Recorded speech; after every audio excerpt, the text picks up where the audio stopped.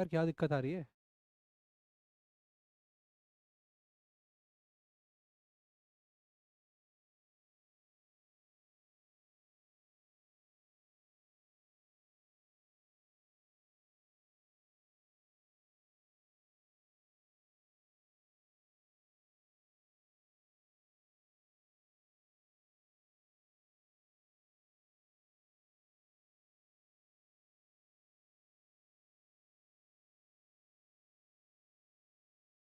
क्या हुआ, नहीं चल रहा?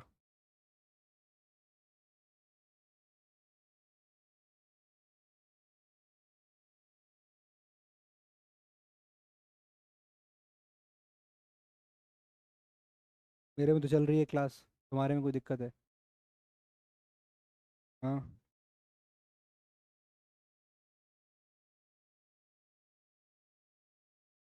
का तुझे था इंतजार के लिए दिल करो। वो घड़ी आ गई, आ गई। वो घड़ी आ गई, आ गई। मुझे इंतजार के लिए दिल बेकरार। वो घड़ी आ गई।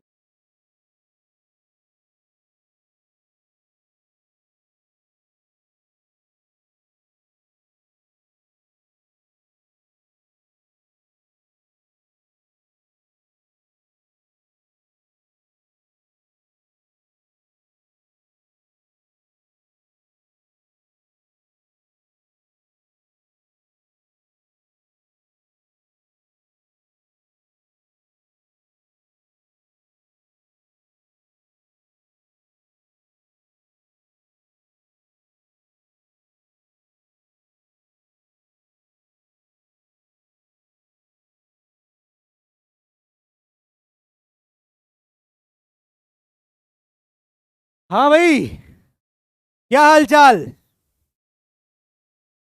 Hello. Hello. Hello. Hello. Hello. Hi. What's up brown मुंडो। क्या हाल है ब्राउन मुंडो? ब्राउन मुंडो, क्या हाल चाल है? Good evening, good evening, good evening. तो सारे ब्राउन मुंडो को मेरा गुड आफ्टरनून। और सारी पापा की परियों को भी चरण स्पर्श। सब लोग ठीक है? सब लोग ठीक हैं? क्या हाल चाल है बेटा? सब बढ़िया? सब बढ़िया?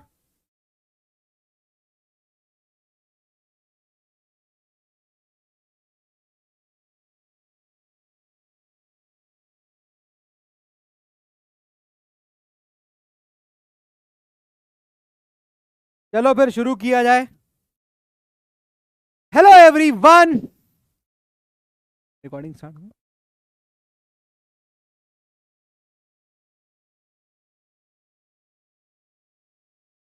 हेलो एवरीवन, स्वागत है आप सभी लोगों का इस शानदार उड़ान बैच में। मेरा नाम है मोहम्मद आसिम। और आज बेटा हम लोग करने जा रहे हैं lecture number 3, rise of nationalism in Europe का, जिसमें हम आज डिस्कस करेंगे the making of nationalism in Europe का part, the making of nationalism, right. तो चलिए स्टार्ट करते हैं।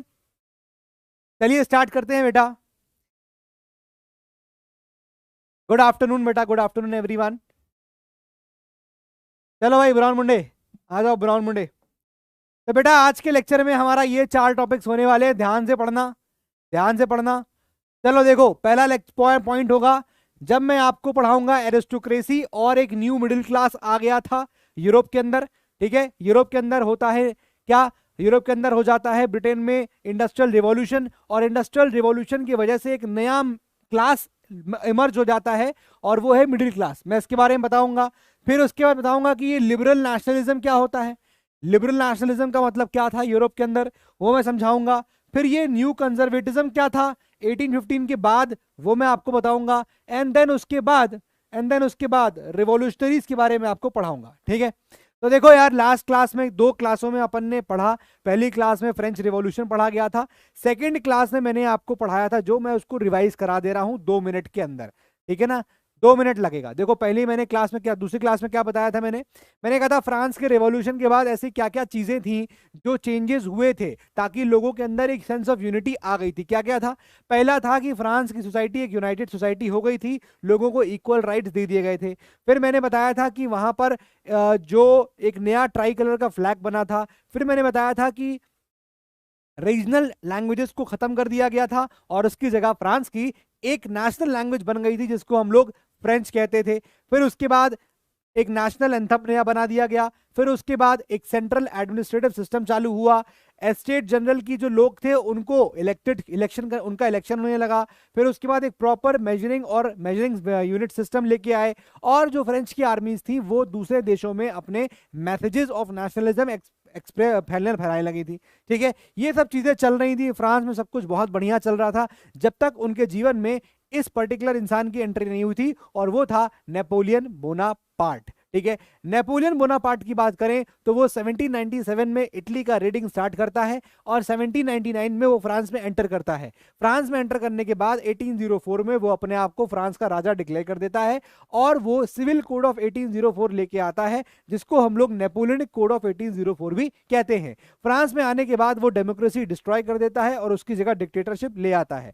जब वो नेपोलियनिक कोड लेके आता है तो नेपोलियनिक कोड के गुड पॉइंट्स भी होते हैं और बैड पॉइंट्स भी होते हैं। जो गुड पॉइंट्स क्या क्या होते हैं, मैंने बताया था कि उसने फ्यूडल सिस्टम को अबॉलिश कर दिया, उसने बंधुआ मजदूरी खत्म कर दी, उसने एक बहुत ही अच्छा ट्रांसपोर्टेशन और कम्युनिकेशन सिस्टम लेके आया, उसने बर्थ फॉर प्रिविलेजेस खत्म कर दिए, उसने इक्वालिटी बिफोर लॉ लाया, और बहुत ही बढ़िया और बहुत ही गजब का वो देखेंगे आप क्या चीज कि उसने लास्ट में क्या किया था, उसने एक proper measuring system units and measuring system लेके आ गया था, ठीक है। लेकिन लोगों के अंदर उसके लिए बहुत अच्छी फीलिंग थी, बहुत बढ़िया लग रहा था लोगों को। लेकिन आप देखिए उसके बाद उसकी फीलिंग्स बहुत मिक्स्ड हो गई लोगों की।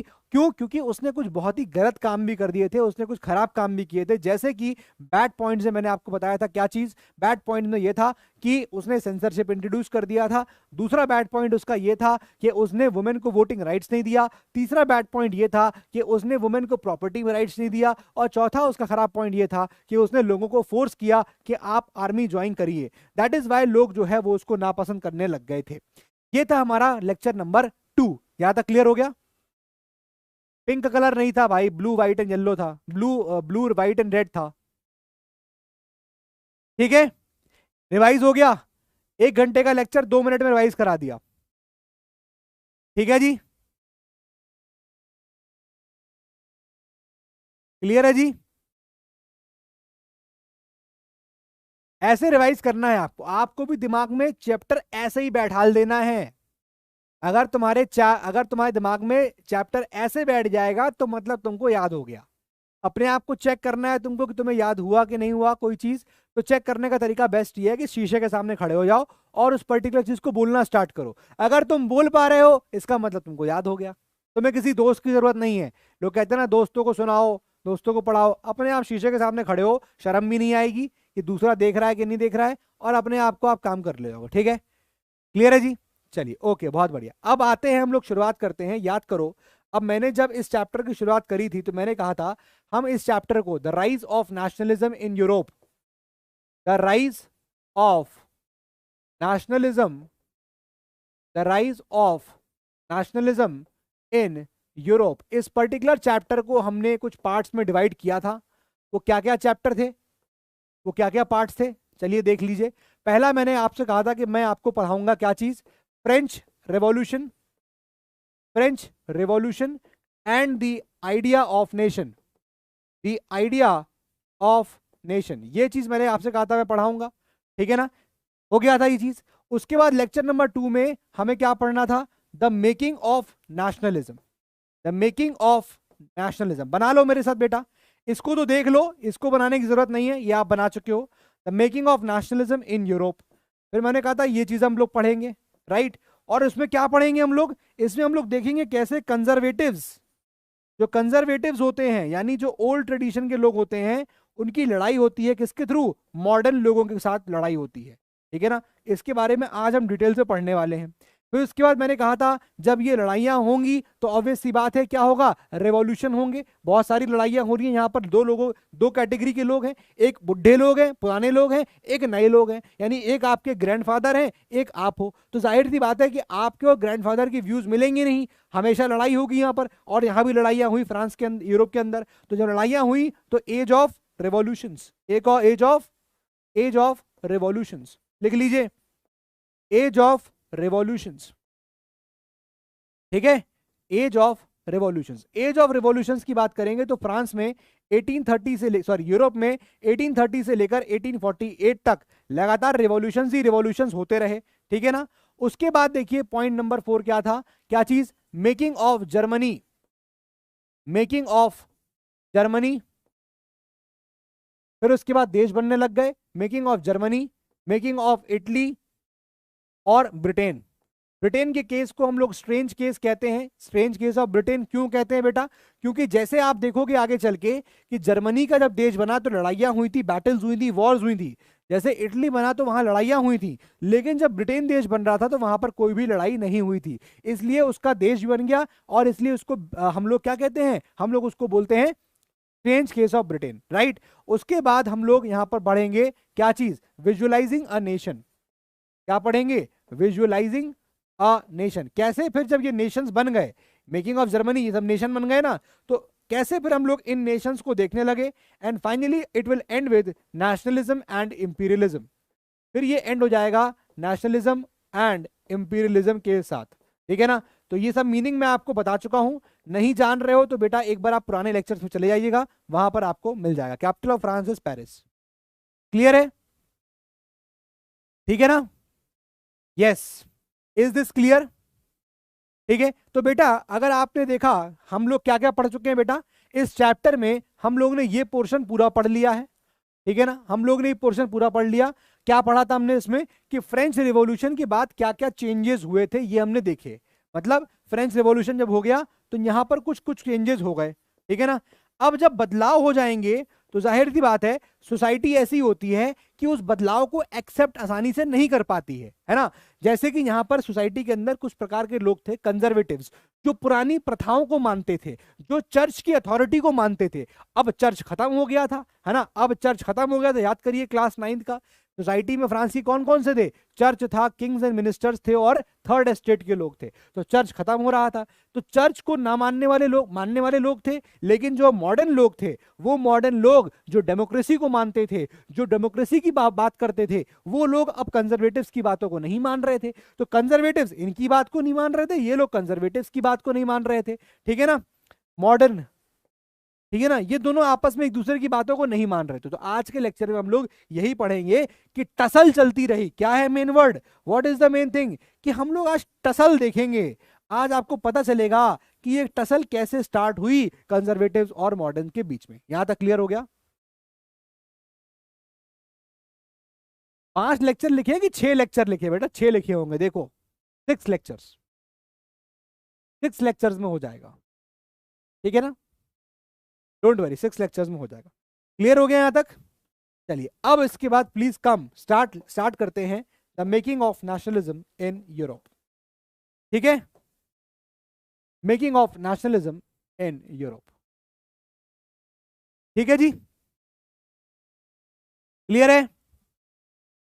इंपीरियलिज्म क्या होता है मैं बता चुका हूं, हर बार पूछोगे तो क्लास आगे कैसे बढ़ेगी, ठीक है ना। डाउट्स आते हैं, डाउट से पूछिए, डाउट इंजन चल रहा है आप लोगों के लिए, मैं आप पूछिए, ठीक है। चलो वेरी गुड। चलो भाई अब देखो, देखो बेटा कहानी सुनिएगा आप, please listen to the story very carefully. बहुत ध्यान से कहानी सुनना, बहुत ध्यान से कहानी सुनना। स्लाइड नंबर ये वाली ढंग से याद होनी चाहिए, ठीक है। चलो देखो स्लाइड क्या है। 18 सेंचुरी की बात है। अगर हम बात करें 18 सेंचुरी यूरोप, हम बात कर रहे हैं 18 सेंचुरी यूरोप की बात कर रहे हैं।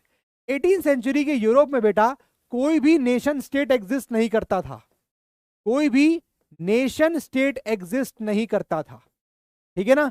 नो नेशन स्टेट एग्जिस्टेड, कोई भी नेशन स्टेट एग्जिस्ट नहीं करता था यूरोप के अंदर।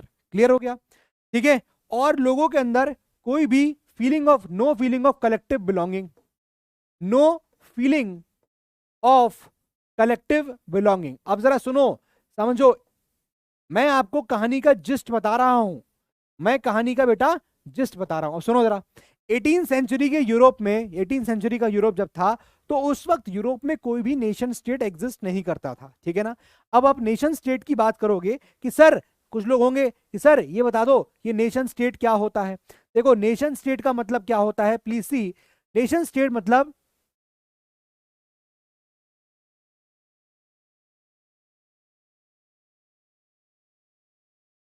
नेशन स्टेट का मतलब देखो क्या होता है, देखो what is the difference between what is nation state. देखो, नेशन स्टेट का मतलब क्या है कि जब भी, देखो, जब भी यहां पर सिटीजन्स, मतलब रूलर तो है ही भाई, जब लोग जो हैं रूलर्स प्लस सिटीजन्स, जब वो एक दूसरे के साथ क्या फील करें, यूनाइटेड फील करें, ठीक है ना, यूनाइटेड फील करें, उनके अंदर कलेक्टिव फीलिंग आ जाए कि हाँ यार हम सब लोग एक जैसे हैं, उनके अंदर कलेक्टिव फीलिंग आ जाए कि हाँ यार हम सब लोग एक जैसे हैं। क्यों एक जैसे हैं? Because of the common history, common past, कि हम सबका कॉमन पास्ट रहा है। इस वजह से इस चीज को हम लोग क्या बोलते हैं, this is refer to as the, ऐसे लोग जो कॉमन पास्ट की वजह से जुड़े हुए हों, कॉमन कल्चर की वजह से जुड़े हुए हों, कि भैया उनका कॉमन कल्चर है, उनका कॉमन पास्ट है, उनको हम लोग क्या बोलेंगे, उस चीज क्या बोलेंगे, उसको हम लोग बोलेंगे नेशन स्टेट। उसको क्या बोलेंगे, नेशन स्टेट कहते हैं। अब मतलब क्या हुआ, सीधे सीधे इसका मतलब, जैसे इंडिया की बात करें तो इंडिया में लोग जो है कॉमन हिस्ट्री से जुड़े हुए हैं। कॉमन हिस्ट्री मतलब क्या हो गया बेटा, कॉमन हिस्ट्री मतलब क्या हो, sir did Napoleon reintroduce slavery in France और not? Pranjal, I am requesting you note, please anyone here don't ask questions अगर मैं आगे नहीं पढ़ाया हूं तो।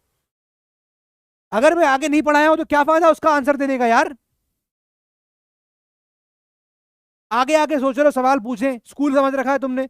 अरे यार कोई चीज एक सीक्वेंस में चलती है कि आगे आगे बता दूंगा। मैथ्स पढ़ोगे, इंटीग्रेशन समझ जाओगे, इंटीग्रेशन डिफरेंशिएशन समझ लोगे, नहीं समझोगे ना। जब आगे का पहले का मैथ समझोगे तब जाके आगे की चीज समझोगे। तुम लोगों को इतनी बात समझ में नहीं आ रही है कि पहले सर पढ़ा रहे हैं, पहले बेसिक समझो यार, आगे का पहले पूछने लगते हो।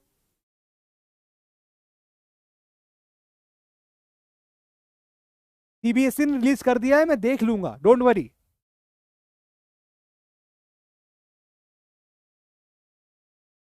अरे आगे का पूछने का क्या फायदा, मैं पढ़ा रहा हूं यहां पर तुमको, 18 सेंचुरी बच्चा पूछ रहा है, प्रांजल पूछ रहा है वहां पर कि सर क्या उसने स्लेवरी इंट्रोड्यूस कर दी थी। अरे तुम वो पूछोगे तो ये कब समझोगे, क्या फायदा क्लास में आने का तुमको अगर ये नहीं समझना है तो।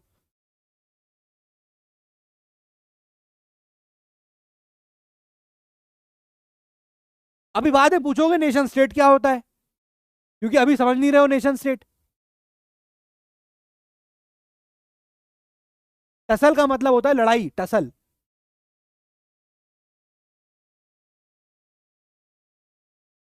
Don't do all these things in the class. पढ़ना हो तो ढंग से पढ़ो। अभी ये पढ़ा रहा हूं, ये कब समझोगे। व्हाट इज नेशन स्टेट बताओ, ऐसी बातें मत करो यार, don't disturb the class. Nation state क्या होता है, देखो, जब कुछ लोग, नेशन स्टेट और कंट्री में फर्क क्या है ये देखो, what is a country and what is a nation state, ठीक है ना। What is a nation state, what is a country, इन सब में फर्क क्या होता है। देखो, कंट्री मतलब जहां पर सिंपली सिंपली और सिंपली एक टेरिटरी हो, that is a country. Territory है, एक डिफाइंड टेरिटरी है, एक एरिया है, एक एरिया है, ये कंट्री हो गया, ठीक है ना। इसमें लोग रह रहे हैं, कंट्री हो गया, इसमें लोग रह रहे हैं, इसकी एक सरकार चलती है, इसकी, ये सॉवरन कंट्री है, ये कंट्री हो, ये एक सॉवरन देश है, ये एक कंट्री हो गया। लेकिन what is a nation state, what is a nation state, nation state का मतलब क्या होता है, जब एक पर्टिकुलर कंट्री के लोग आपस में जुड़े हों। क्यों? क्योंकि उनका कॉमन पास्ट रहा है, उनके कॉमन पास्ट था, उनका कॉमन कल्चर था। इस वजह से अगर लोग एक दूसरे के साथ जुड़े हैं और उनको फीलिंग आती है एक दूसरे के साथ, तो उसको हम लोग क्या बोलते हैं, उसको हम लोग कहते हैं, that is called as nation state. जैसे इंडिया की बात करो, इंडिया ये कंट्री है, क्या इंडिया पहले कोई कंट्री था? तभी तो कहते हैं, समझो, देखो मैं जो समझा रहा हूं तुम लोग समझो उस चीज को, ये तुम्हें कोई बताने नहीं आएगा। इंडिया क्या पहले अंग्रेज से पहले कोई देश था? नहीं था। इंडिया का कोई टेरिटरी नहीं थी पहले, जहां तक राजा महाराजा एक्सटेंड कर ले जाए, यही तो मुगलों में था। जहां तक कैप्चर कर लिया वो हमारा हो गया। अरे ये कंट्री थोड़ी होता है। जब अंग्रेज आए तो अंग्रेजों ने भारत का एक डिफाइंड टेरिटरी हुआ, जहां तक अंग्रेजों का लॉ लगता था, तभी तो इंडिया बना। ठीक है ना? इंडिया को नेशन स्टेट क्यों कह रहे हैं? क्योंकि इंडिया में भाई कंट्री तो है ही, देश तो है ही, लैंड है, एवरीथिंग इज देयर, और वहां पर लोग भी रहते हैं, यहां सरकार भी है, तो India is a country. India is a country, यहां पर गवर्नमेंट भी है। ठीक है ना? वो गवर्नमेंट सॉवरेन है, सॉवरेन मतलब सबसे ऊपर है। ठीक बात है, सॉवरेन गवर्नमेंट है, यानी किसी और गवर्नमेंट का दखल नहीं होगा। और दूसरी बात, यहां पर लोग भी रहते हैं। ठीक है ना? पीपल है और उसकी एक टेरिटरी भी है। ये चारों फैक्टर अगर मौजूद हैं, कहीं पर अगर पीपल लोग रह रहे हैं, वहां टेरिटरी है, एक टेरिटरी है, उस टेरिटरी में लोग रहते हैं, वो लोगों को एक सरकार चलाती है, और सरकार जो है वो सबसे ऊपर होती है। अगर ये चार फैक्टर हुए तो वो कंट्री कहलाएगा। सॉवरेन मतलब होता है सबसे ऊपर, सॉवरेन किसी और का हस्तक्षेप ना होना, no influence of any other thing, no influence of any other, जिसपे कोई और इन्फ्लुएंस ना हो। जैसे इंडिया, कोई और कंट्री हमारे देश पे इन्फ्लुएंस कर सकता है क्या? क्या हमारे देश के कानून को कोई और कंट्री बना सकता है? नहीं। इसलिए India as a sovereign country. ठीक है ना? तो कंट्री बोलते हैं, वाई से India is a sovereign country, हम कंट्री बोल रहे हैं ना। तो आज के मॉडर्न टाइम में बेटा यही कंट्री होता है क्या? जहां पर एक टेरिटरी हो, एक डिफाइंड टेरिटरी हो, डिफाइंड। देख लो कंट्री की डेफिनेशन क्या होती है, प्लीज देख लो, तुम्हें कोई और टीचर नहीं बताएगा इतना क्लैरिटी से। देखो कंट्री क्या होगा, what is a country? Country में होता है डिफाइंड टेरिटरी। क्या होती है? डिफाइंड टेरिटरी, एक सेट टेरिटरी होती है कि भाई यहां से यहां तक जो है ये टेरिटरी होगी, एक कंट्री है। उसके बाद उस टेरिटरी पे रहने के लिए उस टेरिटरी में कुछ लोग रहने चाहिए, पीपल होने चाहिए, उन पीपल को चलाने के लिए गवर्नमेंट होती है। ठीक है? और वो गवर्नमेंट जो होगी वो क्या होगी? वो सबसे सॉवरेन होगी, उसके ऊपर कोई भी व्यक्ति नहीं होगा, उसके ऊपर कोई भी इंफ्लुएंस नहीं होगा। ये होती है कंट्री की डेफिनेशन। समझ में आ गया? अगर मान लो इंडिया एक कंट्री है, अगर मान लो इंडिया एक कंट्री है,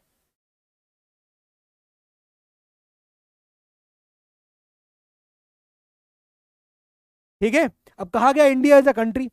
अब इंडिया को कंट्री क्यों बोलते हैं? ये क्यों नहीं कहते कि India is a nation state? बोलना चाहिए, क्यों बोलना चाहिए? नेशन स्टेट क्या बताया मैंने, देखो कंट्री की डेफिनेशन देखो पहले। कंट्री क्या है? एक डिफाइंड टेरिटरी है, हाँ एक डिफाइंड टेरिटरी है, पीपल रहते हैं, हाँ लोग रहते हैं, एक गवर्नमेंट है, हाँ गवर्नमेंट है, वो गवर्नमेंट सॉवरेन है, हाँ गवर्नमेंट सॉवरेन है।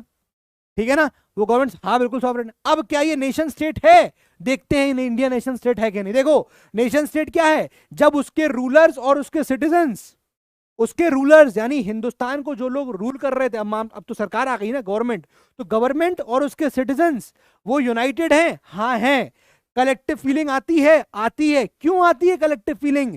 क्योंकि हम सबका कॉमन पास्ट है, इंडिया में रहने वाले सब लोगों का कॉमन पास्ट है। क्या कॉमन पास्ट है? कि हम सब लोग, चाहे वो हिंदू हो, मुसलमान हो, क्रिश्चियन हो, सिख हो, ईसाई हो, पारसी हो, जीव हो, कोई भी चीज हो, वो कॉमन पास्ट ये है कि वो अंग्रेजों के अधीन था। उसका कॉमन कल्चर है, हाँ है। इंडिया में एक अलग कल्चर पाया जाता है, इंडिया कल्चर अलग है, हमारा एक कॉमन कल्चर है, हमारा एक कॉमन पास्ट है। ऐसी जगह जहां पर लोग कॉमन कल्चर, कॉमन पास्ट की वजह से जुड़े हुए हैं, उस जगह को हम लोग नेशन स्टेट कहते हैं। बात समझ में आ गई? सार्थक सर, डियर सॉवरन मतलब बोल चुका हूं मुंह फाड़ फाड़ के भैया। सॉवरन का मतलब होता है सबसे ऊपर, no influence of any other thing, no influence of any other, no influence of any other thing. Sovereign संप्रभुता, संप्रभुता। ठीक है? सबसे ऊपर, सबसे ऊपर, सबसे ऊपर, जिसपे किसी और का कंट्रोल ना हो। ठीक है ना? सबसे ऊपर। ये बात समझ में आ गई? ठीक है? ठीक है जी?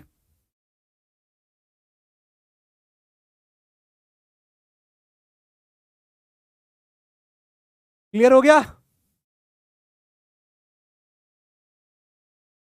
ठीक है? अब क्या बता रहा हूं मैं तुमको, अब मैंने क्या बताया हुआ है, मैंने कहा 18 सेंचुरी यूरोप में लोगों के अंदर कोई कलेक्टिव बिलोंगिंग थी ही नहीं 18 सेंचुरी से पहले, ठीक है ना, मिड ऑफ 18 सेंचुरी लिख लो, मिड ऑफ 18 सेंचुरी में यानी 1750s के अराउंड लोगों के अंदर कलेक्टिव फीलिंग थी ही नहीं, नो कलेक्टिव फीलिंग, यानी लोग आपस में कलेक्टिव फीलिंग रखते ही नहीं थे, खाली कंट्री हुआ कर रहे थे, ठीक है, नो ना कंट्री भी नहीं था, कंट्री बाद में बनेगा, तो पहले लोग एक दूसरे का कलेक्टिव फील करेंगे, जब लोग एक दूसरे से प्यार मोहब्बत से रह पाएंगे तब तो एक डिफाइंड टेरिटरी बन पाएगा, वरना ये लोग एक दूसरे को मार काट रहे होंगे, ठीक है।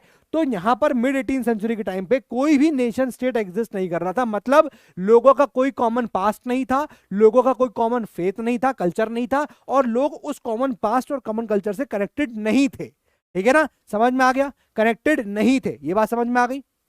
18 सेंचुरी में, मिड ऑफ 18 सेंचुरी में, क्लियर हो गया। तो बात ये आती है, तो सवाल ये उठता है, अगर उनके अंदर कोई भी नेशन स्टेट नहीं था, अगर कोई भी कलेक्टिव बिलोंगिंग नहीं थी, तो सवाल ये आता है, एक बहुत बड़ा सवाल उठता है, how did the feeling of nationalism, how did the feeling of nationalism, nationalism की फीलिंग जो है, how did the feeling of nationalism and idea of nation and idea of nation emerged, an idea of nation emerged कहां पर, in such a diversifying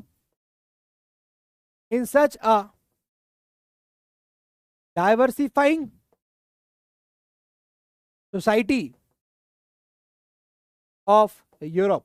अब सवाल समझो क्या कह रहा है, अभी आपको देखा ना, आपने क्या देखा कि भैया आगे जाके कंट्री बन जाएंगे, नेशन बनेंगे, जर्मनी एक नेशन बन जाएगा, एक इटली एक नेशन बन जाएगा, ब्रिटेन एक नेशन बन जाएगा, ये सब नेशन बनेंगे। तो बात ये है कि नेशन कैसे बनेंगे, जब ये चीजें आएंगी, जब नेशन, कब ये नेशन कैसे बनेंगे, जर्मनी इटली ब्रिटेन, ये तब बनेंगे सर जब उनके अंदर कलेक्टिव फीलिंग आ जाएगी, जब उनके अंदर कॉमन पास्ट की वजह से कलेक्टिव फीलिंग आएगी, जब उनके अंदर कॉमन कल्चर की वजह से कलेक्टिव फीलिंग आएगी।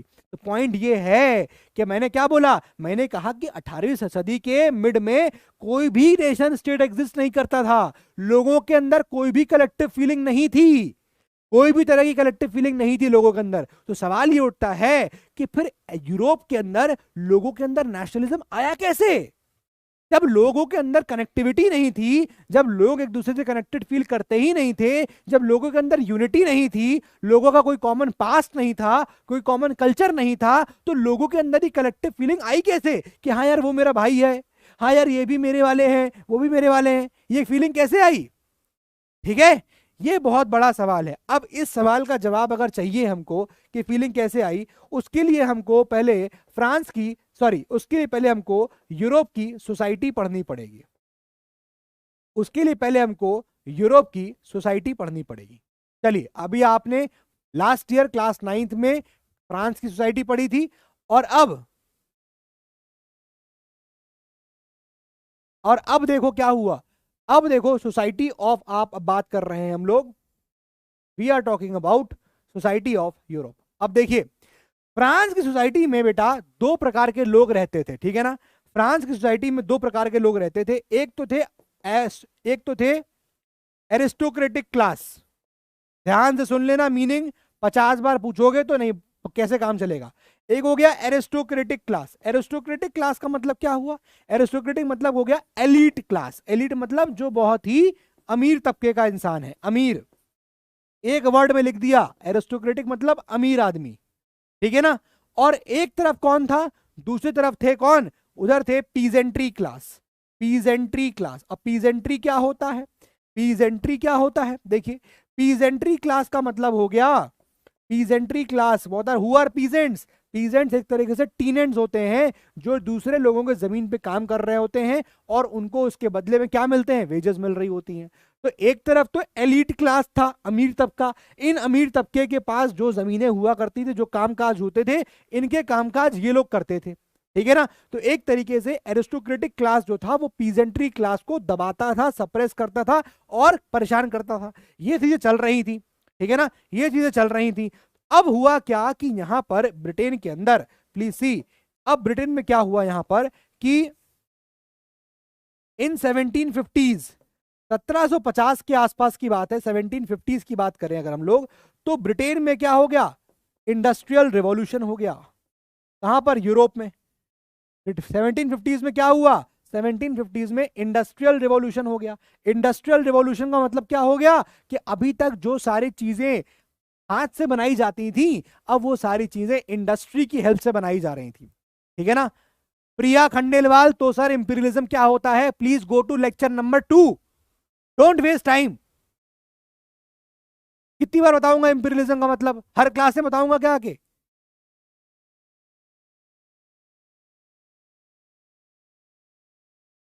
अमित श्रीवास्तव, क्या डाउट है बताओ।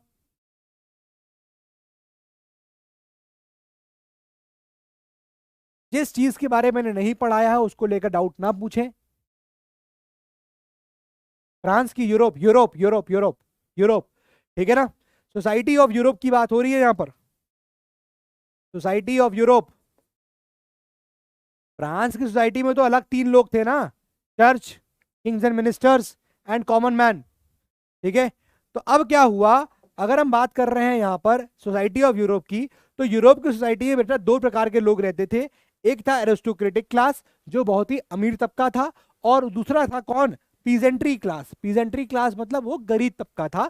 ठीक है, वो पीजेंट था, वो अमीर एरिस्टोक्रेटिक क्लास का काम करता था। ठीक है। लेकिन 1750 के आसपास, 1750s में इंडस्ट्रियल रिवॉल्यूशन हो जाता है। इंडस्ट्रियल रिवॉल्यूशन का मतलब यह था कि अभी तक जो चीजें मैनुअली बनाई जाती थी हाथों से, अब वो चीजें इंडस्ट्री की मदद से बनाई जाने लगी। तो इसको बोलते हैं हम लोग इंडस्ट्रियल रिवॉल्यूशन। जैसे फ्रेंच रिवॉल्यूशन पढ़ा था, है ना। अब इंडस्ट्रियल रिवॉल्यूशन, रिवॉल्यूशन क्या हो गया कि अब चीजें जो है मशीन से बनेंगी। कैसे बनेंगी, इंडस्ट्रियल रिवॉल्यूशन मतलब क्या हो गया, चीजें जो हैं वो मशीन से बनेंगी। और मशीन से बनने का मतलब क्या हुआ, मतलब क्या हुआ, मशीन कौन चला पाएगा, जो थोड़ा बहुत पढ़ा लिखा इंसान होगा। भाई ये तो पीजेंट्री क्लास है ना, बीड़ी पीते हैं ये बीड़ी पीते हैं, इनको क्या करना, इनको क्या करना है, इनको इनको जमीन पे काम करना है, थक जाएंगे, माचिस जलाई, बीड़ी पिया, चल दिए, फिर काम करने लगे। So these are peasantry class, they work on the fields. ठीक है ना। बट ये जो क्लास यहां पर, इसकी वजह से, इंडस्ट्रियल रिवॉल्यूशन की वजह से एक नए क्लास का जन्म हुआ। क्यों, क्योंकि जो इंडस्ट्रियल रिवॉल्यूशन हुआ उससे एक नए क्लास का जन्म हुआ। Please right, industrial revolution, industrial revolution. इस इंडस्ट्रियल रिवॉल्यूशन की वजह से, प्लीज सी, यहां पर क्या हुआ, एक नए क्लास का बर्थ हुआ। और उस नए क्लास को हम लोग क्या बोल रहे हैं, एक नए क्लास का बर्थ हुआ। इस नए क्लास को हम लोग क्या बोल रहे हैं, this it is called as the middle class. क्या बोल रहे हैं इसको, मिडिल क्लास। तो भैया देखो, मिडिल क्लास मतलब ये वाला एक बहुत अमीर तबका था, ये वाला एक बहुत गरीब तबका था। और because of this industrial revolution, industrial revolution मतलब मशीन आ गई, इंडस्ट्री आ गई। अब मशीन कौन चला पाएगा, जो थोड़े बहुत लोग पढ़े लिखे होंगे। तो यहां पर आते हैं कौन, यहां पर एक नए क्लास का बर्थ होता है because of the industrial revolution. जो लोग थोड़ा पढ़े लिखे हो गए उनको बोलने लगे हम लोग मिडिल क्लास। ठीक है ना, उनको बोलने लगे हम लोग मिडिल क्लास। अब ये जो मिडिल क्लास है इसमें कौन कौन आएगा, प्लीज सी। ये मिडिल क्लास जो है बेसिकली ये एक एजुकेटेड क्लास थी। ठीक है ना, मिडिल क्लास थोड़ा पढ़ी लिखी क्लास थी, एजुकेटेड क्लास थी। पीजेंट्री जो है बिल्कुल भी एजुकेटेड नहीं है। तो एजुकेटेड क्लास में कौन कौन था, इसमें आ रहा था, प्लीज सी, इसमें थे आपके बिजनेसमैन, इसमें थे आपके बिजनेसमैन। ठीक है ना, इसमें थे आपके डॉक्टर्स, इसमें थे आपके क्लर्क्स। क्या अभी तक आपको यूरोप की सोसाइटी में ये लोग देख रहे थे, दिख रहे थे, नहीं, है ना, नहीं दिख रहे थे। पहले कौन कौन था यूरोप यूरोप की सोसाइटी में, या तो एरिस्टोक्रेसी थी जो बहुत अमीर थे, ठीक है, और या तो गरीब लोग थे, पीजेंट्री क्लास। लेकिन इंडस्ट्रियल रिवॉल्यूशन की वजह से एक नए क्लास का जन्म होता है यूरोप के अंदर, जिसको हम लोग मिडिल क्लास बोलते हैं, या फिर मिडिल एजुकेटेड क्लास, जो थोड़ी पढ़ी लिखी क्लास थी। ठीक है ना। अब जो थोड़ी पढ़ी लिखी क्लास है, एजुकेटेड क्लास, वो क्लास कौन कौन सी, क्या कौन कौन था इस पढ़े लिखी क्लास में, बिजनेसमैन थे, डॉक्टर्स थे और क्लर्क्स थे। ये लोग जो है इस मिडिल क्लास के अंदर आते थे। एरिस्टोक्रेसी मतलब अमीर, एरिस्टोक्रेसी मतलब पढ़े लिखे नहीं, एरिस्टोक्रेसी मतलब अमीर क्लास। ठीक है ना। अमीर क्लास ही पढ़ी लिखी थी भाई, वो अमीर है ना, उससे मत पूछो, वो अमीर क्लास है, वो एक तरह से डिफरेंट क्लास है, पढ़ी लिखी से मतलब नहीं है उसमें। इट्स एन एरिस्टोक्रेसी, मतलब पैसा बहुत है, पैसा बहुत है, सोएंगे आराम से, पैसे पे सो रहे हैं। एक गरीब आदमी है, जमीन बहुत है, जमीन पे क्या कर रहे हैं, काम कर रहे हैं दूसरे की लाके, ठीक है ना, तो ये चीज हो जाता है। क्लियर हो गया? तो ये जो है एक नए क्लास का जन्म होता है जिसको हम लोग मिडिल क्लास बोलते हैं। तो बेसिकली ये अभी जो सवाल मैंने आपसे पूछा, अभी मैंने सवाल पूछा क्या, how did the feeling of nationalism and idea of emerged in such a diversifying society of Europe, ठीक है ना, कैसे ये होता है, कैसे होता है उसको देखेंगे। लेकिन यहां पर जो सवाल है, यहां पर जो सवाल है कि ये चीज किसके अंदर आई, ये जो फीलिंग है, ये जो फीलिंग है क्या, feeling of nationalism, feeling of nationalism, लिखिए फीलिंग ऑफ नेशनलिज्म,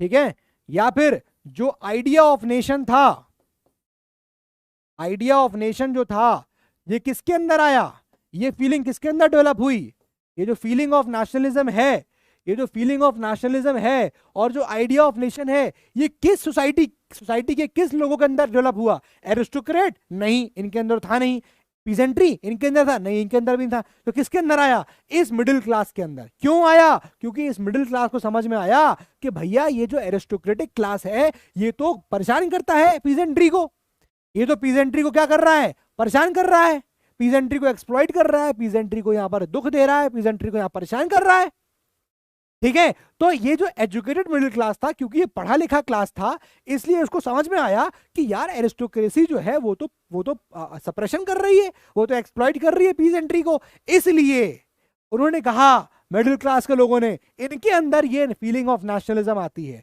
कि एक देशभक्ति होनी चाहिए, इनके अंदर एक नेशन की फीलिंग आती है कि एक देश होना चाहिए। अभी तक नेशन नहीं था, अभी तक नेशन स्टेट नहीं था, ठीक है ना, अभी तक नेशन स्टेट नहीं था, एग्जिस्ट करता था, लेकिन अब इनके अंदर नेशन की भावना आने लगी। क्यों आने लगी, क्योंकि उनको दिखा इन लोगों को कि भैया ये लोग जो है, ये लोग राजा महाराजा की तरह जी रहे हैं और इन लोगों को परेशान किया जा रहा है, ये बेचारे लोग घुट घुट के मरे जा रहे हैं, ठीक है ना, ठीक है ना। तो भाई साहब ये जो मिडिल क्लास है, कौन कौन आया उसमें, बिजनेसमैन, डॉक्टर्स, क्लर्क्स, ये सब मिडिल क्लास के अंदर आए थे, ठीक है। और यही लोगों के अंदर फीलिंग ऑफ नेशनलिज्म या फिर आइडिया ऑफ नेशन डेवलप होता है, ठीक है ना। क्लियर हो गया यहां तक? चलिए अब आगे देखिए, बात ये आई कि जब इन्होंने कहा, मिडिल क्लास ने कहा कि आइडिया ऑफ नेशन चाहिए, मतलब इनके अंदर नेशनल यूनिटी की बात आ जाती है, मतलब इनके अंदर, इन क्रक्स क्या बोले, इन लोगों के अंदर नेशनल यूनिटी की बात आ जाती है, इन लोगों के अंदर नेशनल यूनिटी की बात आ जाती है कि हाँ यार हम लोगों को एक तरह से यूनाइट होना पड़ेगा, ये मिडिल क्लास समझ जाता है। तो सवाल ये आता है कि अगर अगर यहां पर नेशनल यूनिटी की बात करें, अगर यहां पर नेशनल यूनिटी की बात करें हम लोग, ठीक है, तो नेशनल यूनिटी का क्या मतलब था, ये चीज यहां पूछा जा रहा है। नेशनल यूनिटी का क्या, नेशनल यूनिटी मतलब क्या हुआ, ये नेशनल यूनिटी का मतलब क्या हुआ, एक तरीके से नेशन जो है पूरा यूनाइटेड हो जाएगा, ठीक है। तो जो आइडिया था नेशनल यूनिटी का, जो आइडिया था नेशनल यूनिटी का, वो नेशनल यूनिटी का आइडिया कैसे आया, लिबरलिज्म से आया। कैसे आया, लिबरलिज्म, मतलब ये कैसे हम लोग अटेन करेंगे, नेशनल यूनिटी हमें कैसे मिल सकती है, कैसे हमारे अंदर नेशनल यूनिटी होगी, नेशनल यूनिटी होने का तरीका क्या होगा, लिबरलिज्म, मतलब लिबरलिज्म। अब लोगों ने पूछा लिबरलिज्म ये किस चिड़िया का नाम है, लिबरलिज्म क्या होता है, तो उन्होंने बताया कि भैया लिबरलिज्म जो वर्ड है ना, ये जो वर्ड है ना लिबरलिज्म, लिबरलिज्म बेसिकली वर्ड बना हुआ है लाइबर से, लाइबर, और लाइबर का मतलब क्या होता है, लाइबर का मतलब होता है टू फ्री, आजाद करना, फ्री करना। तो अभी तक यहां पर ये जो लोग थे एरिस्टोक्रेटिक क्लास, ये क्लास जो है इनको क्या करता था, इनको आजाद किया था क्या, नहीं किया था। एरिस्टोक्रेटिक क्लास होता था, इनके पास जमीनें होती थी, ये बेचारे लोग इनकी जमीन पे काम करते थे और उसके बदले में इन लोगों को अनाज पानी मिल जाता था। ठीक है ना। तो एक तरीके से क्या इन पीजेंट्स को आजादी थी? नहीं थी। ये बेचारे पीजेंट्स इनके जमीन पे काम किया करते थे, ये बंधे हुए थे। ठीक है। तो जब यहाँ पर मिडिल क्लास का जन्म हुआ तो मिडिल क्लास को समझ में आया कि यार ये तो एक्सप्लॉइटेशन हो रहा है पीजेंट्री का। तो मिडिल क्लास ने कहा कि हमको नेशनल यूनिटी डेवलप करनी पड़ेगी, और ये नेशनल यूनिटी की फीलिंग मिडिल क्लास के अंदर सबसे पहले आई। तो भैया सबसे पहले जब मिडिल क्लास के अंदर यूनिटी, नेशनल यूनिटी के आइडिया आया, तो भैया ये नेशनल यूनिटी कैसे लाओगे? कैसे लोगों के अंदर नेशनल एक यूनिटी आ जाएगी नेशन के लिए? कैसे सारे लोग यूरोप के ये समझने लगेंगे कि हाँ यार एक देश होना चाहिए? नेशनल यूनिटी कैसे आएगी? तो उसने कहा नेशनल यूनिटी आएगी लिबरलिज्म की तरह। उन्होंने कहा लिबरलिज्म ये किस चिड़िया का नाम है?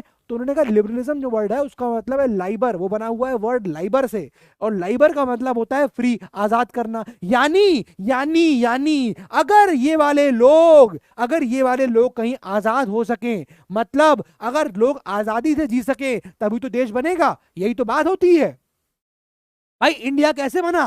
क्योंकि हमको आजादी मिल गई। क्या उससे पहले हम कह सकते हैं हम देश थे? नहीं थे ना। यही तो इंडिया नेशन स्टेट हुआ कि हम लोगों के अंदर एक कलेक्टिव फीलिंग आ गई इंडिया के अंदर। यही हुआ कि नहीं हुआ? बताओ यही हुआ कि नहीं हुआ? एक कॉन्सेप्ट समझो, इंडिया का एग्जांपल लेके समझो। क्या हम लोगों के इंडियंस, क्या इंडिया का पहले देश था? नहीं था। जब ब्रिटिश थे तो हम लोगों को दबाया जाता था, हम लोगों को सप्रेस किया जाता था, हम लोगों को ऑपरेस किया जाता था, हम लोगों को एक्सप्लॉइट किया जाता था। मतलब कहने का कि भैया एक एरिस्टोक्रेटिक क्लास अंग्रेज हो गए, पीजेंट्री क्लास इंडियंस थे। अंग्रेज ने कैप्चर किया हुआ था और इंडियंस बेचारे, देश उनका है लेकिन काम वो अंग्रेजों कर रहे थे। तभी बीच में गांधी जी का आया, गांधी जी आ गए सामने और गांधी जी ने रास्ता दिखाया। ऐसे ही यूरोप के अंदर यहां पर इनको समझ में आया, किसको? मिडिल क्लास को, कि भैया एरिस्टोक्रेसी को हराना बहुत जरूरी है, एरिस्टोक्रेसी को हराना बहुत जरूरी है। और इसीलिए एरिस्टोक्रेसी कैसे हारेगी? अगर उनको लिबरलिज्म मिल जाए। किसको? लोगों को। लोग अभी क्या है, लोग तो अभी को लोगों को क्या कर रखा है? लोगों को एक बांध रखा है अभी तक। अगर लोगों को लिबर्टी दी जाएगी तो लोग आजाद हो सकते हैं। ठीक है ना। अब बात आई कि लिबरलिज्म, कैसा लिबरलिज्म भैया? सवाल उठा भाई, लिबरलिज्म ठीक है लेकिन ये बताओ कैसा लिबरलिज्म? तो उन्होंने कहा ऐसा है, तुम बैठो हम बता रहे हैं तुमको, तुमको तो अता पता है नहीं। तो बताया उन्होंने लिबरलिज्म मतलब दो प्रकार के लिबरलिज्म। पहला पॉलिटिकल लिबर्टी,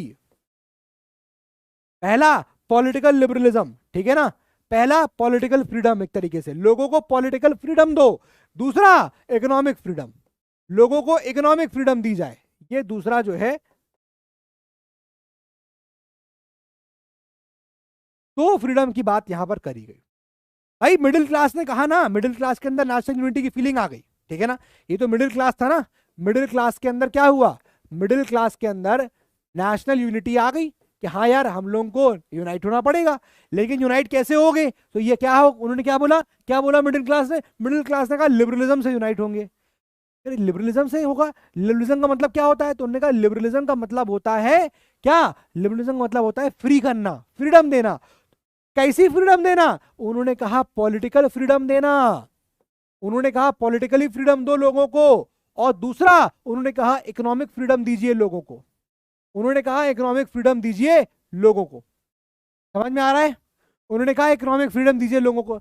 अब भाई साहब बात ये आती है कि कैसा इकोनॉमिक फ्रीडम और कैसा यहां पर वो, ठीक है ना। चलिए देखिए, अब बात ये आती है कि कैसा इकोनॉमिक फ्रीडम, कैसा पॉलिटिकल फ्रीडम। पॉलिटिकल फ्रीडम में उन्होंने कहा, भाई पॉलिटिकल फ्रीडम में क्या होना चाहिए? उन्होंने कहा पॉलिटिकल फ्रीडम में हर इंडिविजुअल को फ्रीडम दी जाए। Every individual should be given freedom. दूसरा, every individual should be given the right to vote. Political freedom क्या होगी? अगर आप लोगों को यह अलाउ कर दें कि वो अपने हिसाब से लोगों को वोट कर सकें, पॉलिटिक्स में पार्टिसिपेट कर सकें और अपने मर्जी के नुमाइंदों को चूज कर सकें, अपने तरह के लोगों को पसंद कर सकें, लेट कर सकें, तभी तो पॉलिटिकल फ्रीडम होगी। आपको पॉलिटिकल फ्रीडम कब मिलेगी? आपको पॉलिटिकल फ्रीडम कब मिलेगी? जब आपको राइट हो जाएगा, क्या? आपको राइट हो जाएगा वोट डालने का। अभी आप क्या वोट डाल सकते हो? नहीं डाल सकते हो। अभी आप वोट डाल सकते हो? नहीं डाल सकते हो। तो आपको क्या पॉलिटिकल फ्रीडम है? नहीं है। पॉलिटिकल फ्रीडम मतलब क्या हुआ? Every individual please right, freedom of individual. Political freedom मतलब नंबर 1 फ्रीडम ऑफ इंडिविजुअल। क्या हुआ? Freedom of individual. लोगों को इंडिविजुअली फ्रीडम होनी चाहिए। कोई जो लोग अभी तक जैसे यहां बंधे हुए थे, ये लोग जैसे यहां पर बंधे हुए हैं बेचारे, इनके वजह से इनको फ्री कर दो। क्या फ्री करना है इनको? वोट करने का अधिकार दिया जाए। क्या किया जाए? वोट करने का अधिकार दिया जाए, क्योंकि वोट करने का अधिकार नहीं है, फ्रीडम ऑफ इंडिविजुअल, इसलिए क्या किया जाए? Number 2, equality of all before law. Please write number 2, equality of all before law. Equality of all, हर व्यक्ति जो है कानून की नजरों में बराबर होना चाहिए। Equality of all before law. और तीसरा चीज, गवर्नमेंट बाय कंसेंट।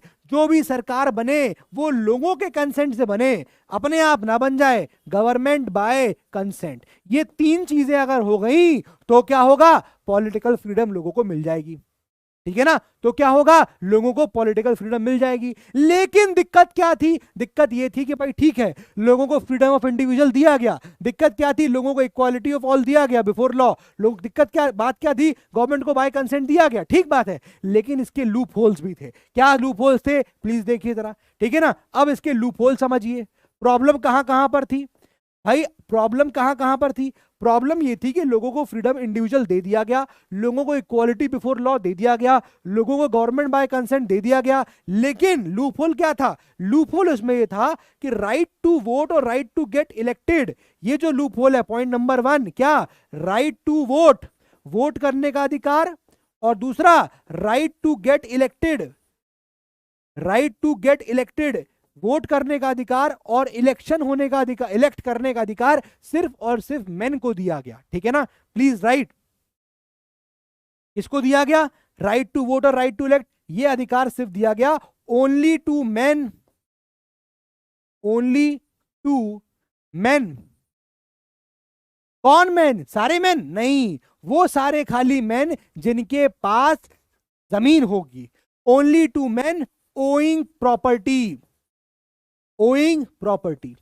जो आदमी जिसके पास जमीन होगी, खाली वही आदमी यहां पर राइट टू वोट या राइट टू इलेक्टेड उसको अधिकार मिलेगा। लूपहोल का मतलब क्या होता है? लूपहोल का मतलब कमियां, खामियां। ठीक है ना? खामियां। Sir we can write universal adult franchise also, बिल्कुल लिख सकते हो, लिख सकते हो, पर यहां पर अभी ये है ना government by consent. Government by consent मतलब क्या हुआ कि आप वोट डालोगे तभी तो आपके कंसेंट से गवर्नमेंट बनेगी, इसका मतलब यूनिवर्सल एडल्ट फ्रेंचाइज। बिल्कुल सही है बेटा, ठीक है ना? When will the DHA gets uploaded? बेटा लेक्चर से पहले आपको DHA मिल जाता है, उसका वर्ड फाइल, ठीक है ना, PDF मिल जाता है। अब आप उन क्वेश्चन को लगा सकते हो, ठीक है ना? क्लियर हो गया? बिल्कुल एक्टिव सिटीजन, शिल्पी सही बोल रही है। तो पहला लूपहोल क्या था कि भैया आपने फ्रीडम तो दे दिया इंडिविजुअल को, ठीक है भैया तुम आजाद हो, यू आर फ्री, जो मर्जी आए वो करो। इक्वालिटी ऑफ ऑल दे दिया बिफोर लॉ, कि हर व्यक्ति कानून के नजरों में बराबर है, पॉलिटिकल फ्रीडम है ये। तीसरा, गवर्नमेंट बाय कंसेंट बनेगा, हर व्यक्ति को कंसेंट से अपना अपना वोट डाल सकता है। लेकिन प्रॉब्लम क्या थी? हर व्यक्ति, बोल तो दिया सरकार बनाई गई कंसेंट के द्वारा यानी वोट करके, लेकिन वोटिंग राइट सबको नहीं दिए। और election, right to be elected, right to elect, elect करने का अधिकार, right to get elected, not elect, right to get elected, इस करेक्ट कर लीजिए इसको, राइट टू गेट इलेक्टेड। यानी आप अगर चुनाव में कब खड़े हो सकते हैं? तब अगर आपके पास प्रॉपर्टी है तो ही आप खड़े हो सकते हैं, ठीक है ना? दूसरा, जो मेन थे, यानी दूसरा जो मेन है, जो मेन विदाउट प्रॉपर्टी, यानी जो लोग जिनके पास जमीन नहीं है, ठीक है, जिनके पास जमीन नहीं है, और वुमेन या जो लेडीज हैं, औरतें हैं, उनको एक्सक्लूड कर दिया गया था, उनको वोटिंग राइट नहीं दिए गए थे और उनको इलेक्ट होने का कोई भी अधिकार नहीं था। ये 2 लूप होल्स थे। समझ में आ गया? 2 लूप होल्स समझ में आ गया? पहली चीज क्या बोला गया? मिडिल क्लास के समझ में एक बात आ गई कि भाई साहब ये जो एरिस्टोक्रेटिक क्लास है ये बहुत ज्यादा अत्याचार करती है पीजेंट्री क्लास पे, ठीक है? तो भैया हम लोगों को क्या करना पड़ेगा? हम लोगों को यूनाइट होना पड़ेगा, हम लोगों को अंदर नेशनल यूनिटी चाहिए। तो जब नेशनल यूनिटी की बात करी गई तो उनसे पूछा, पीजेंट्री क्लास ने पूछा, दादा ये नेशनल यूनिटी किस चिड़िया का नाम है? तो उन्होंने कहा कि नेशनल यूनिटी मतलब लिबरलिज्म। तो पीजेंट्री क्लास ने अपनी टोपी खुजाई, बाल खुजाए, फिर पीजेंट्री क्लास ने पूछा ये लिबरलिज्म किस चिड़िया का नाम है? तो उन्होंने कहा बैठो बता रहे हैं तुमको। तब उन्होंने समझाया मिडिल क्लास ने कि भैया नेशनल यूनिटी मतलब लिबरलिज्म, और लिबरलिज्म मतलब फ्रीडम। फ्रीडम काहे की? एक फ्रीडम पॉलिटिकल फ्रीडम, दूसरी freedom economic freedom. Political freedom में क्या होगा सर? पॉलिटिकल फ्रीडम मतलब हर व्यक्ति आजाद है, इंडिविजुअल है। दूसरा, हर व्यक्ति कानून की नजरों में बराबर है। तीसरा, गवर्नमेंट जो बनेगी वो लोगों के कंसेंट से बनेगी। ये बात तो कह दी गई मिडिल क्लास ने, लेकिन मिडिल क्लास क्या नहीं कर पाया? मिडिल क्लास अभी भी राइट टू वोट और राइट टू गेट इलेक्टेड, आप चुनाव जीत पाए, कर पाए, वो क्या होगा? वो only to men owing property. जो लोग सिर्फ प्रॉपर्टी ओन कर रहे हैं वही लोग यहां पर क्या कर सकते हैं? वोट कर सकते हैं, ठीक है ना? जो कलयुग प्रॉपर्टी है, यानी एक्टिव सिटीजन। याद आ रहा है फ्रेंच रिवॉल्यूशन? बिल्कुल सही है, ठीक है ना? बिल्कुल सही है। अब देखो आगे दूसरा लूपहोल क्या था कि भैया दूसरा लूपहोल यह है कि जो व्यक्ति मेन जिनके पास प्रॉपर्टी नहीं थी, या वुमेन, याद आ रहा है फ्रेंच रेवोल्यूशन, या चिल्ड्रन जिनके पास प्रॉपर्टी नहीं थी, उनको अभी भी वोट करने का अधिकार नहीं था। तो बेसिकली ये था पॉलिटिकल फ्रीडम, ठीक है? अब आते हैं इकोनॉमिक फ्रीडम पे। उन्होंने कहा भाई इकोनॉमिक फ्रीडम क्या होती है? उन्होंने कहा आओ हम बताते हैं। उन्होंने कहा पहला पॉइंट है इकोनॉमिक फ्रीडम का, फ्रीडम ऑफ मार्केट। क्या मतलब हुआ? फ्रीडम ऑफ मार्केट मतलब ये हुआ कि अब मार्केट अपने हिसाब से चलेगा। सर कैसे मतलब? कहां चलेगा, कहां चला जाएगा? दिल्ली से कलकत्ता? नहीं। फ्रीडम ऑफ मार्केट का मतलब यह है कि अभी तक सरकार चीजों के दाम डिसाइड करती थी, कितना प्रोडक्शन करना है देश के अंदर, कितना नहीं करना है, ये सरकार, ये राजा डिसाइड करता था। ये चीज पहले से डिसाइड होती थी यूरोप के अंदर, ठीक है ना?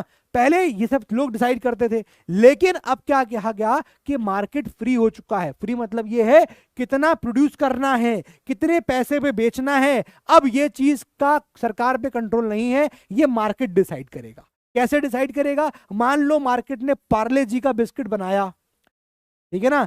पार्ले जी, जी माने गधे, जो तुम लोग हो, समझ रहे हो? सर पीजेंट्स के पास तो प्रॉपर्टी है ही नहीं। हाँ तो नहीं है ना, सेम कंडीशन है फ्रांस वाली। भाई वही तो बोला गया था कि जो चिंगारी फ्रांस में फैलती है, अभी आगे आएगा इस चैप्टर में, जब ड्यूक मैटरनिच बोलेगा when France sneezes the rest of the Europe catches cold. जब फ्रांस छींक देगा तो पूरे दुनिया को क्या हो जाएगा? पूरे दुनिया में वो चीज फैल जाएगी। कैसे फैलेगी? कोरोना नहीं हो जाएगा कि छींक दिया कोरोना हो गया, when France sneezes rest of the Europe catches corona. अरे ऐसा नहीं है। मतलब कहने का है जो आग फ्रांस में लगी थी, है ना? फ्रेंच रेवोल्यूशन पढ़ा था ना, अब समझ में आ रहा है मैंने क्यों फ्रेंच रेवोल्यूशन पढ़ाया?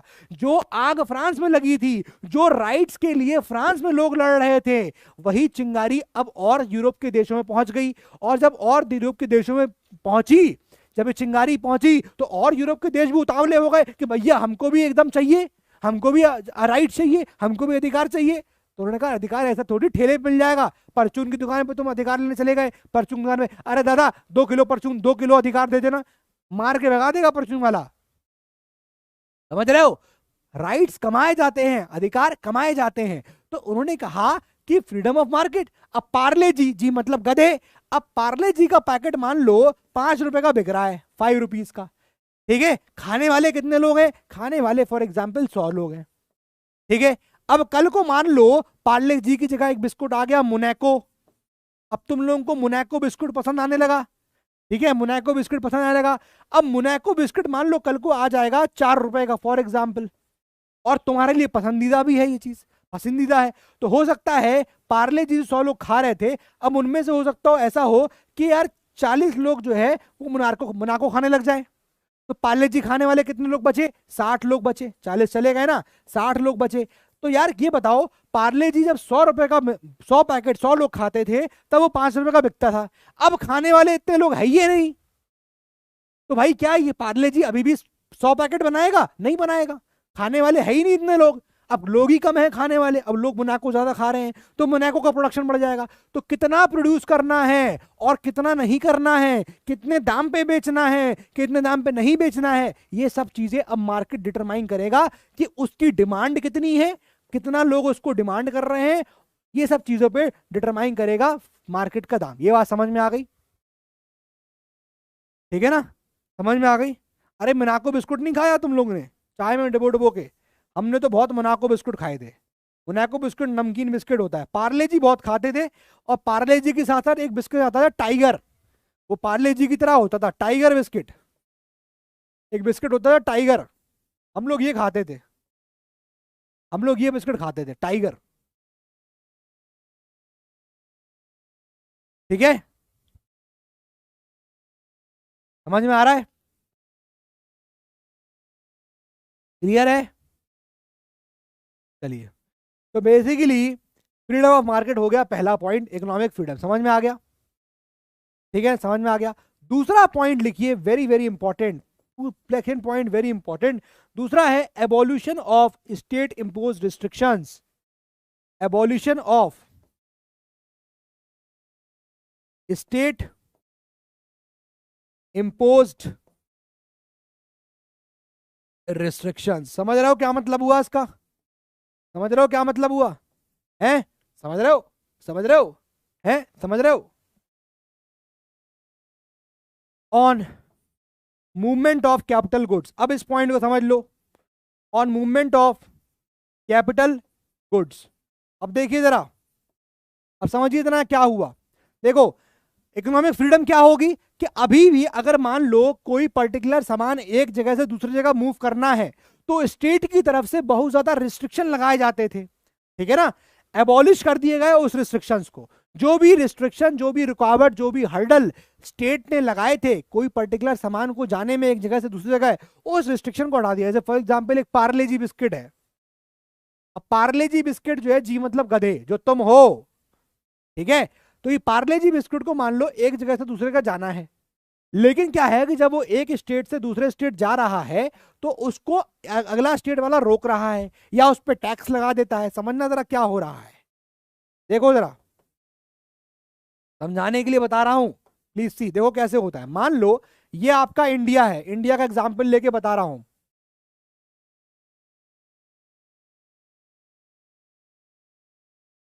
चलो देखो, ये इंडिया है, ठीक है? अब इंडिया का मान लो ये आपका यूपी या बिहार हो गया यहाँ पर, ठीक है? यहाँ पर हो गया आपका एमपी, सारे स्टेट्स आ गए, ये हो गया आपका महाराष्ट्र, ठीक है? अब मान लो कोई सामान पर्टिकुलर है, वो सामान आपका जाना है कहाँ से? वो सामान आपका जाना है फ्रॉम इस पर्टिकुलर जगह से मुंबई जाना है। तो ये इंडिया के अंदर कितने पर्टिकुलर, कितने ज्यादा स्टेट्स क्रॉस कर रहा होगा? बहुत सारे स्टेट क्रॉस करेगा। अभी तो इंडिया के डोमेस्टिक की बात है ना, डोमेस्टिक की बात है, तो ये कई सारे स्टेट क्रॉस कर रहा होगा। तो यहाँ पर क्या होता था, हर स्टेट जो होता था वो कुछ ना कुछ यहाँ पर ऑब्स्ट्रक्शन लगा देता था, कुछ ना कुछ रुकावटें लगाता था। क्या रुकावटें लगाई? फॉर एग्जाम्पल यहाँ पर टोल टैक्स लगा दिया, ठीक है ना, टोल टैक्स लगा दिया, या फिर बोलो कोई तरह का यहाँ पर इंपोर्ट टैक्स, क्या किया, मूवमेंट टैक्स लगा दिया, ठीक है ना, वो क्या किया, मूवमेंट टैक्स लगा दिया। इस तरह की चीजें होने लगी फॉर एग्जाम्पल, है ना?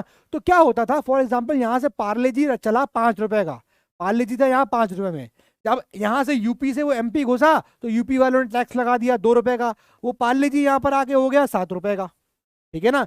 पार्ले जी यहाँ पर हो गया क्या, 7 रुपए का। अब देखो क्या हुआ, जब वो आगे महाराष्ट्र में घुसा तो यहाँ पर भी टैक्स लगा दिया गया, टैक्स लगने से क्या हुआ, पार्ले जी हो गया 10 रुपए का। तो जो पार्ले जी 5 रुपए का चला था वो पार्ले जी डबल हो गया, ठीक है ना? तो मिलीमीटर सेंटीमीटर हो गया। समझ में आ रहा है ये बात?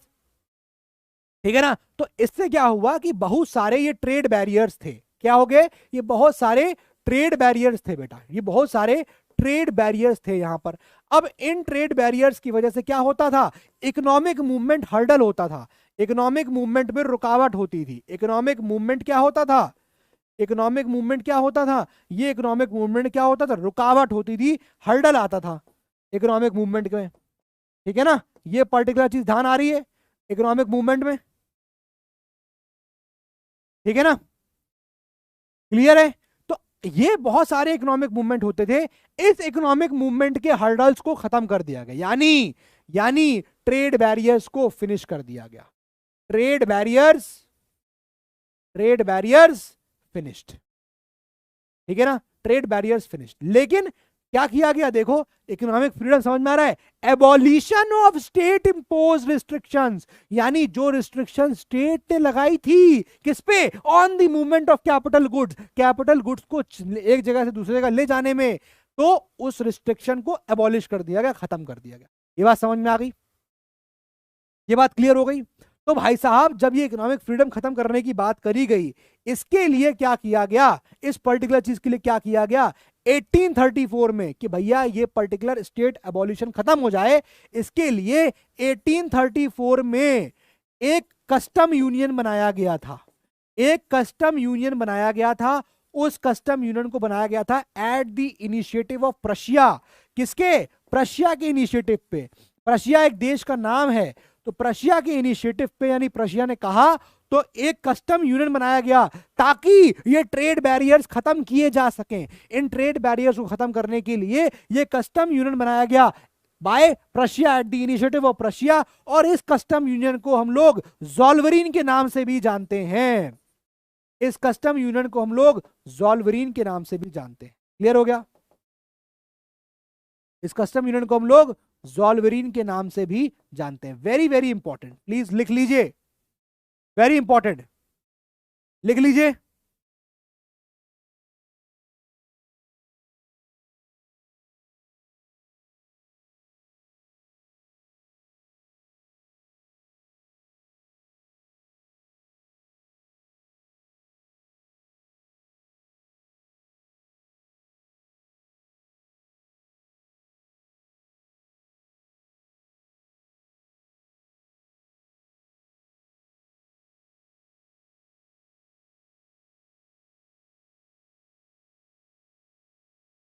और साथ में इस कस्टम यूनियन ने क्या किया, जो करेंसी अभी तक थी 30 करेंसियां चलती थी। अब सोचो, यहां से वहां सामान जा रहा है, अब ये तो इंडिया के अंदर की बात है, लेकिन फॉर एग्जाम्पल अगर सोचो कि अगर पूरा एक यूरोप है, अगर पूरा एक यूरोप है और यूरोप में बहुत सारे कंट्री हैं, है कि नहीं? यूरोप में बहुत सारे कंट्री हैं,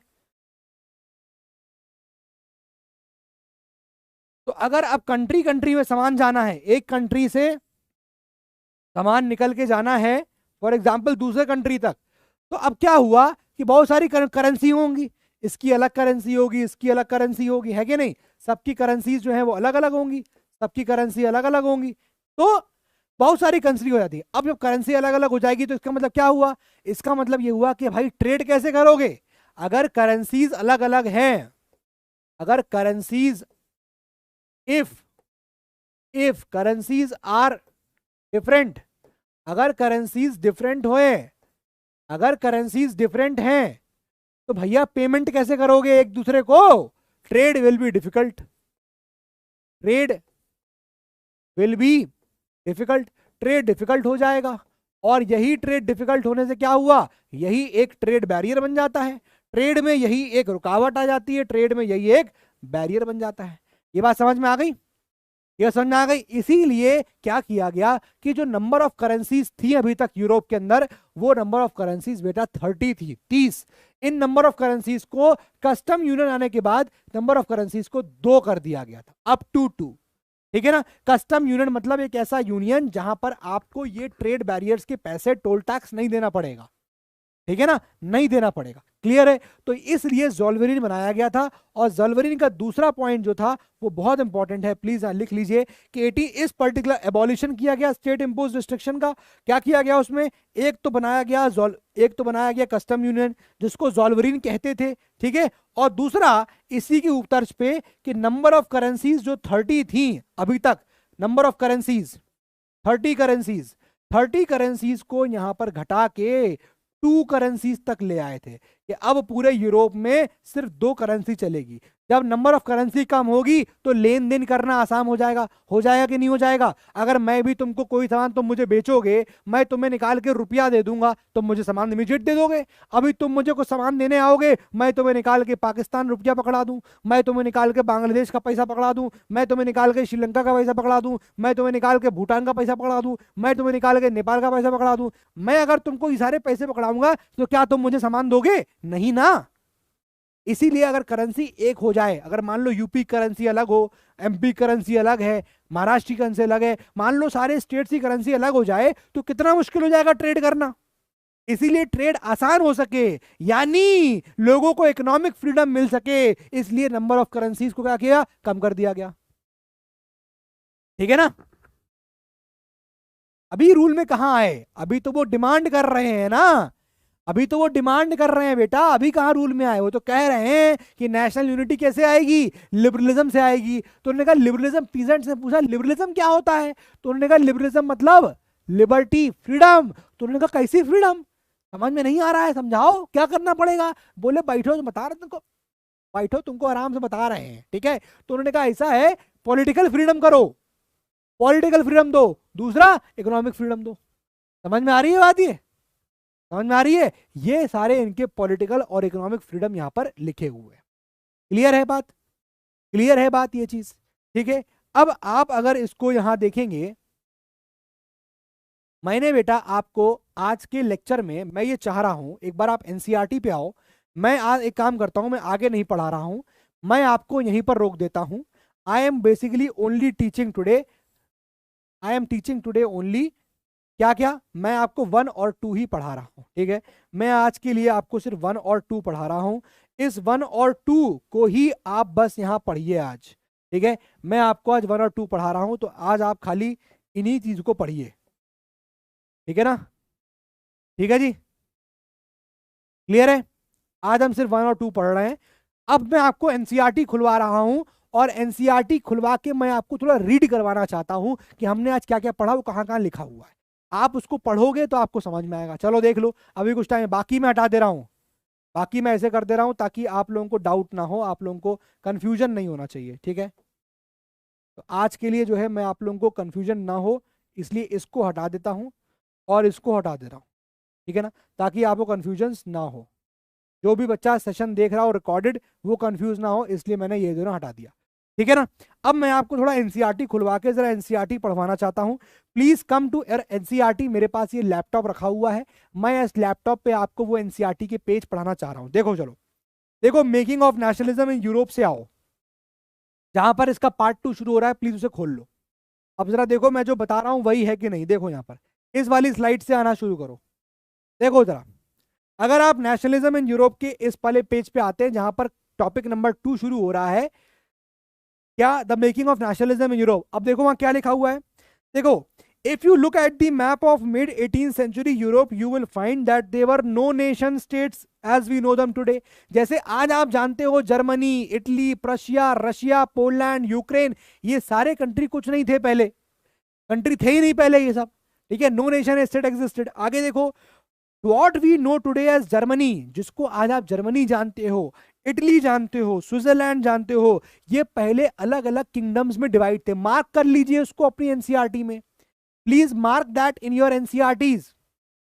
उसको अपनी एनसीईआरटी में मार्क करिए। क्या क्या जानते थे, क्या क्या जानते थे, प्लीज लिखिए।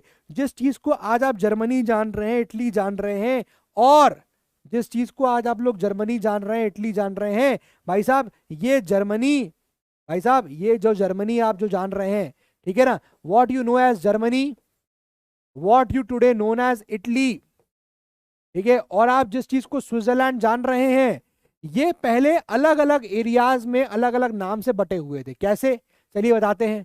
जर्मनी जो बटा हुआ था, जर्मनी डचीज में बटा हुआ, जैसे आपका कंट्री स्टेट्स में बटा हुआ है, स्टेट्स, ठीक है ना, स्टेट्स में। 5:15 से क्लास है ना भाई, 5:15 से क्लास है ना, अभी टाइम है, अभी सर आ गए हैं, खड़े हुए हैं। अब देखो यहाँ क्या कह रहा है। अब वो कह रहा है भाई साहब कि अगर जो आप पहले जर्मनी जान रहे थे, जिसको आप पहले इटली जान रहे थे, वो डिवाइड था किसमें, वो डिवाइड था बेटा डचीज में। ठीक है ना, वो डिवाइड था डचीज में, वो डिवाइड था कैंटॉन्स में। ठीक है ना, इन सब में डिवाइड था। Making of nationalism in Europe का आप जो पार्ट 2 है एकदम वो लगा लो। ठीक है, अब जरा देखो वहां क्या लिखा हुआ है एनसीईआरटी में, प्लीज उसको रीड करो। Were divided into kingdoms, duchies and cantons, यानी जर्मनी डिवाइड था पहले किंगडम्स में, जैसे आपका इंडिया डिवाइडेड है स्टेट्स में, वैसे जर्मनी डिवाइड था किंगडम्स में, इटली डिवाइड था डचीज में, और स्विट्जरलैंड डिवाइड था कैंटॉन्स में। ये डिवीजन थे, डिवीजन। ठीक है ना, ये आपका एनसीईआरटी कहता है। हाँ, ये लिखो नोट्स में। देखो मैंने जो पढ़ा दिया वो पढ़ा दिया, अब मैं तुमको वो पोर्शन दिखा रहा हूँ एनसीईआरटी के जो आपको, जिसको ध्यान देना है, जिस पे आपको ध्यान देना है। तो ये एक पोर्शन हो गया। आगे देखो यहां पर क्या लिखा हुआ है, आगे देखो जरा। Eastern and central Europe were under autocratic monarchies. अब अगर मैं यूरोप की बात करूंगा, आपको एक बार यूरोप का नक्शा देखना। अगर फॉर एग्जाम्पल मान लो ये यूरोप है, ठीक है ना, ये यूरोप है। अब अगर बात कर रहे हैं कि जो ईस्टर्न यानी ये वाला जो एरिया है, ये जो यूरोप है, और जो सेंट्रल यूरोप है, यानी ये वाला सेंट्रल हो गया, ये सेंट्रल यूरोप हो गया, ये आपका ईस्टर्न यूरोप हो गया। तो ईस्टर्न और सेंट्रल यूरोप में तो मोनार्की चल रही थी, यानी इनके में मोनार्की एग्जिस्ट कर रही है, इन एरियाज में मोनार्की का रूल था।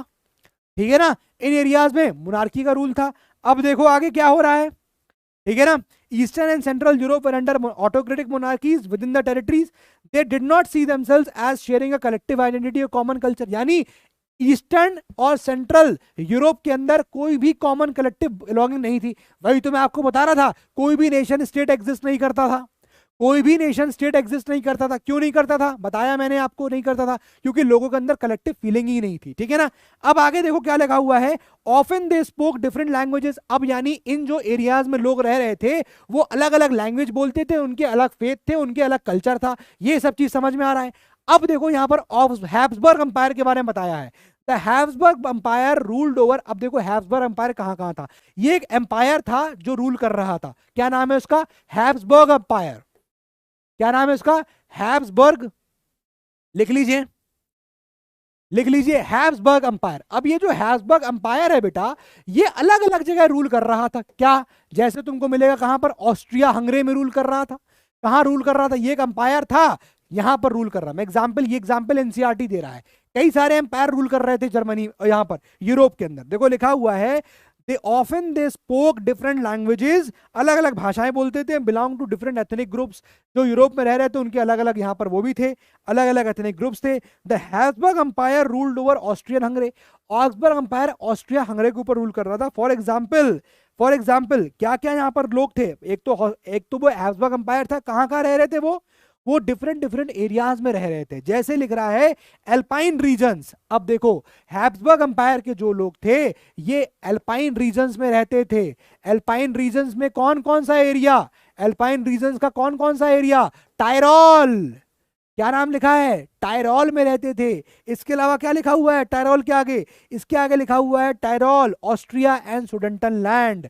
ये सारा एरिया में हैब्सबर्ग अंपायर रूल कर रहा था, ठीक है ना। ये सारे एरिया में हैब्सबर्ग अंपायर रूल कर रहा था। इसके अलावा जो देखोगे, इसके अलावा देखो क्या है, और वो लोग कौन थे, alpine as well as Bohemia में भी रूल कर रहे थे ये लोग। तो बेसिकली हैब्सबर्ग अंपायर कहां कहां रूल कर रहा था वो ये बता रहा है।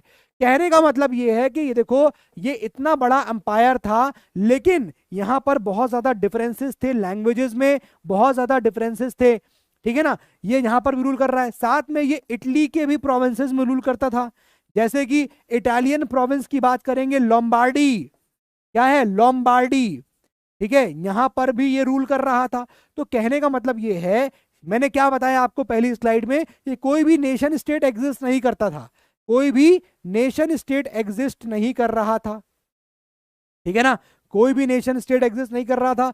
और जो लोग यहां पर रूल कर भी रहे थे उनके बहुत ही अलग अलग तरीके के क्या थे, उनके बहुत ही अलग अलग तरीके के फेथ थे, कल्चर थे, ये सब चीजें थी, ठीक है ना। ये सब चीजें आपको एनसीईआरटी के इस पेज पे बताई गई हैं। अब यहां से आप 2.1 रीड करना और 2.2 रीड करना, ये दोनों ही आपके लिए बहुत ज्यादा इंपॉर्टेंट। पैच वर्क का मतलब होता है बेटा कि छोटे छोटे एरियाज में, छोटे छोटे एरियाज में, मतलब कहने का ये क्या है, जैसे इस जगह देखो पैच वर्क, बोलो यहां पर रूल कर रहा है हैब्सबर्ग अंपायर, बोलो यहां पर रूल कर रहा हो, फिर यहां रूल कर रहा हो, फिर इस एरिया में रूल कर रहा हो, तो पैचेस पैचेस में हैब्सबर्ग अंपायर रूल कर रहा था यूरोप के अंदर। अब इन सब के पैचेस में इनकी अलग अलग लैंग्वेज होती थी, इनके अलग अलग कल्चर होते थे, इनका अलग अलग फेथ होता था। अब चूंकि उनके डिफरेंट लैंग्वेज है, डिफरेंट कल्चर है, डिफरेंट फेथ है, इस वजह से इन लोग, ये क्या था, इस वजह से बेटा इनके अंदर किसी भी प्रकार का कॉमन फीलिंग नहीं था, क्योंकि इन सबकी लैंग्वेज अलग थी, इसलिए इनके अंदर कोई कॉमन फीलिंग नहीं था। और अगर कॉमन फीलिंग नहीं होगा भाई साहब, तो भैया क्या वो कॉमन फीलिंग नहीं है, कॉमन पास नहीं है, कॉमन कल्चर नहीं है, तो भैया ये नेशन स्टेट में आएंगे, नहीं आएंगे। वही तो वो कह रहा है कि मिड 18th सेंचुरी में कोई भी नेशन स्टेट एग्जिस्ट नहीं कर रहा था। ये बात समझ में आ गई। ऑटोनॉमस का मतलब होता है बेटा खुद अपने आप सेल्फ रूल कर रहा हो, ठीक है ना। एथनिक ग्रुप्स मतलब लोकल ग्रुप्स, एथनिक वहीं रहने वाले, जैसे कहते हो ना आज दिवाली है मैं एथनिक कपड़ा पहनूंगा, एथनिक मतलब आपके इंडियन कपड़े, क्लियर हो गया। सर्फ्स का मतलब होता है वो लोग जो लैंडलॉर्ड के जमीनों पे काम कर रहे हो, ठीक है, क्लियर हो गया। लूप होल का मतलब होता है बेटा इकोनॉमिक फ्रीडम का लूप होल नहीं है, ठीक है ना। एल एक तरह की भाषा है, मैं तुमको बता देता हूं उसके बारे में।